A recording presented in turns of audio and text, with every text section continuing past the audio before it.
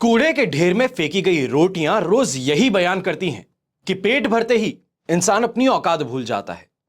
कटु सत्य है कि ठंडी रोटी अक्सर उनके नसीब में आती है जो अपनों के लिए पूरी जिंदगी कमाई करके देरी से घर लौटते हैं। देश विदेश में बैठे सभी दर्शकों को मेरा प्यार भरा नमस्कार। उत्सुकता तो बहुत है कि आने वाला वर्ष हमारे जीवन में क्या लेके आने वाला है। इतनी मेहनत करके हम कहां पहुंच रहे हैं और क्या ग्रह हमारी मेहनत को श्रेष्ठ फल देने वाले हैं या हमें और ज्यादा मेहनत करने पर विवश करने वाले हैं। जैसे कि आप जानते हैं, इस चैनल पर सिर्फ सच कहा जाता है, क्योंकि मैं और मेरे पिताजी ये मीठी मीठी बातें करके आपको और आपके भविष्य को गुमराह नहीं कर सकते। ये ना उद्देश्य है और ना ही फितरत है। इस एपिसोड में हम खास करके बात कर रहे हैं मेष राशि की कि आपके लिए वित्तीय स्थिति पर कैसा ये वाला साल यानी कि 2024 रहने वाला है। स्वास्थ्य की बात करें, लव लाइफ की बात करें, कैरियर की बात करें, इन सब पर आगे हम एक एपिसोड अलग से बनाएंगे और चर्चा करेंगे कि कैसा ये वर्ष रहेगा। क्या हमें इस वर्ष आराम प्रदान होगा या मेहनत और ज्यादा बढ़ेगी। इसके लिए बस यही कहूंगा कि इस चैनल को सब्सक्राइब करके बेल आइकन जो है वो दबा दीजिएगा, ताकि जो भी एपिसोड आता है आपको अवश्य ही देखने को मिले। आपको ढूंढना ना पड़े, खोजना ना पड़े। आज एक चर्चा की और अगली चर्चा में आप उपस्थित ही ना हो, ऐसा ना हो। इसके लिए इस एपिसोड को जरूर आप लाइक कीजिए, चैनल जो है उसको सब्सक्राइब करके बेल आइकन दबा दीजिएगा। ठीक है, अब हम बात करते हैं आपके राशि की। सबसे पहले जानते हैं कि 2024 कैसा होगा मेष राशि के लिए। अब इस वर्ष मेष राशि को अपने फाइनेंशियल स्टेबिलिटी को बनाए रखने का प्रयास करना है। 2024 की शुरुआत में ही शनि महाराज एकादश भाव में रहेंगे और पूरे वर्ष यहीं बने रहेंगे, जिससे आपको एक स्टेबल इनकम मिलती ही रहेगी। यह आपके लिए एक बहुत इंपॉर्टेंट या ये कहें कि बहुत ही ज्यादा इंपॉर्टेंस भरी चीज है, क्योंकि बहुत परेशानियों के बावजूद भी आपके पास में पैसे कमाने का या धन प्राप्ति का साधन बना रहेगा, जिससे बहुत राहत मिलेगी।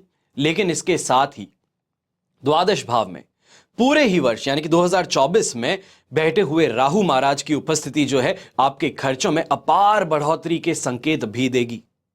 अनएक्सपेक्टेड एक्सपेंसेस या तो फिर ये कहें इंपल्सिव शॉपिंग, इनके द्वारा ये जो प्रॉब्लम है ये खुल सकती है। आपको अपने खर्चों की स्पीड जो है उसको कंट्रोल करना है और आपके फाइनेंस यहां पे बहुत अच्छे से प्लान करके चलना है, क्योंकि खर्च जो है वो निरंकुश हो सकते हैं, बिना स्टॉप के चल सकते हैं और उन पर कंट्रोल लगाना आपके वश के बाहर भी हो सकता है। इसके लिए सोच समझ करके प्लानिंग वर्ष की शुरुआत में कर लीजिएगा। बहुत ही ज्यादा डिसिप्लिन्ड और रियलिस्टिक फाइनेंशियल प्लान बना करके ही आप ऐसी सिचुएशन से बाहर निकल सकते हैं।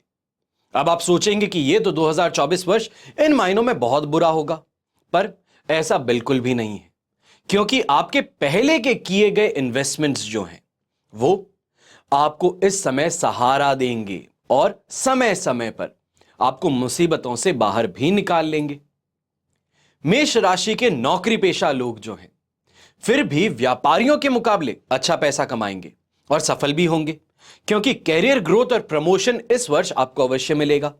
अचानक से वर्ष के मिडिल में, मध्य भाग में सैलरी हाइक के भी स्पष्ट संकेत दिखेंगे, लेकिन इसके साथ ही कुछ लाइफस्टाइल खर्चे जो हैं वो आपके सामने आ सकते हैं, जिनकी कटौती करने के लिए आपको बहुत बार सोचना होगा। लेकिन अगर आप अपने खर्चों को संभाल पाते हैं तो इस वर्ष अच्छी सेविंग्स और इन्वेस्टमेंट दोनों ही आप कर पाएंगे। व्यापारिक क्षेत्र से जुड़े जो लोग हैं अब उनको भी अच्छे धन लाभ के योग बनेंगे। अपने बजट में कुछ हिस्सा सेविंग के रूप में भी आप रखिएगा। इसकी आदत बनानी होगी, धीरे धीरे आदत डेवलप कीजिए, पर सेविंग्स करनी इस वर्ष आपको बहुत बहुत ज्यादा जरूरी है। शेयर बाजार से संबंधित कोई भी काम करते हैं या शेयर बाजार में आप इन्वेस्टमेंट करते हैं तो अगस्त 2024 का महीना जो है, इसके बाद अक्टूबर 2024 का महीना सबसे ज्यादा प्रॉफिटेबल सिद्ध होने वाला है। सोच समझ करके अगर इन्वेस्टमेंट करेंगे तो बहुत ही शानदार आपको पैसा कमाने का मौका मिल सकता है। अब इस वर्ष यानी कि 2024 में जनवरी, फरवरी, अप्रैल 2024, जून 2024, अगस्त 2024 और दिसंबर 2024, इनके महीने में सरकारी क्षेत्र से भी आपको लाभ जरूर मिल सकता है। तो यह हुआ 2024 का वित्तीय राशिफल या फाइनेंशियल राशिफल आपकी राशि के लिए। आशा करता हूं यह एपिसोड पसंद आया होगा, और पसंद आया है तो सिर्फ देखना नहीं है, एंड तक पूरा देखें हैं तो लाइक करना है, चैनल को सब्सक्राइब करना है, इसका जरूर ध्यान दीजिएगा। मैं आशा करता हूं कि आपका यह वर्ष जो है, चाहे स्ट्रगल से भरा हो या बहुत ही पॉजिटिव हो, पर आप हमेशा खुश ही रहें। चैलेंजेस हैं उसको एक्सेप्ट करें और उस चुनौती को मानते हुए आगे बढ़कर के उस पर सफलता अवश्य ही पाएं। क्योंकि मैं ये दिल से कह रहा हूं कि किसी के लिए भी बुरा नहीं चाहता। जो ग्रहों की स्थिति है, जो ग्रह बताते हैं, वो कहना सिर्फ और सिर्फ इतना ही मेरा काम है। आपको गाइड करना एस्ट्रोलॉजिकली वो मेरा काम है, वो मेरा कर्तव्य है, वो मेरा धर्म है। उसको मैं पूरी तरीके से निभा रहा हूं और आशा यही करता हूं कि कैसी भी कोई भी स्थिति आपके सामने क्यों ना आए, पर आप अपना स्टैंड यहां पे ना खोएं। आप पूरे साल बहुत ही स्ट्रांगली कोई भी स्ट्रगल है तो उसको पार करें, सक्सेस अवश्य पाएं। और अगर अच्छा साल है तो अच्छे साल में सिर्फ कमाई जो हो रही है उस पर ध्यान मत दीजिए, दूसरों का भला करने पर भी ध्यान दीजिएगा। कि अगर आपको ईश्वर ने यह आशीर्वाद दिया है कि यह वर्ष आपके लिए अच्छा है, तो गरीबों की सेवा, बड़े बुजुर्गों की सेवा, कहीं ना कहीं अनाथालय में जाकर के सेवा अवश्य ही कीजिएगा। क्योंकि जब अच्छा हो रहा है तो हर किसी के साथ में अच्छा करना यह स्वयं का कर्तव्य बन जाता है।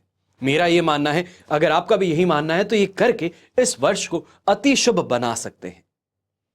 हमेशा की तरह प्रार्थना यही करता हूं कि आपका और हमारा परिवार सदैव ही सुखी रहे, संपन्न रहे और सुरक्षित रहे। घर में बड़े बुजुर्गों का साथ और आशीर्वाद अगर हमारे साथ में हमेशा ही बना रहे तो प्रगति हमेशा हमारे पास में होगी। हम हमेशा जो भी कदम लेंगे वो प्रगति की ओर लेंगे, सक्सेस की ओर लेंगे और अपनी जिंदगी में बेहतर करते चले जाएंगे। नव वर्ष से एक आप संकल्प ले लीजिए, हर सुबह उठ करके नहा करके भगवान के चरण स्पर्श करूं, उससे पहले अपने माता पिता के, अपने दादा दादी के चरण स्पर्श करके ही अपने दिन की शुरुआत करूं। इतना सा अगर कर लेते हैं तो मैं आपको गारंटी के साथ में कह सकता हूं कि यह वर्ष आपके लिए बहुत बहुत ज्यादा फेवरेबल बन सकता है।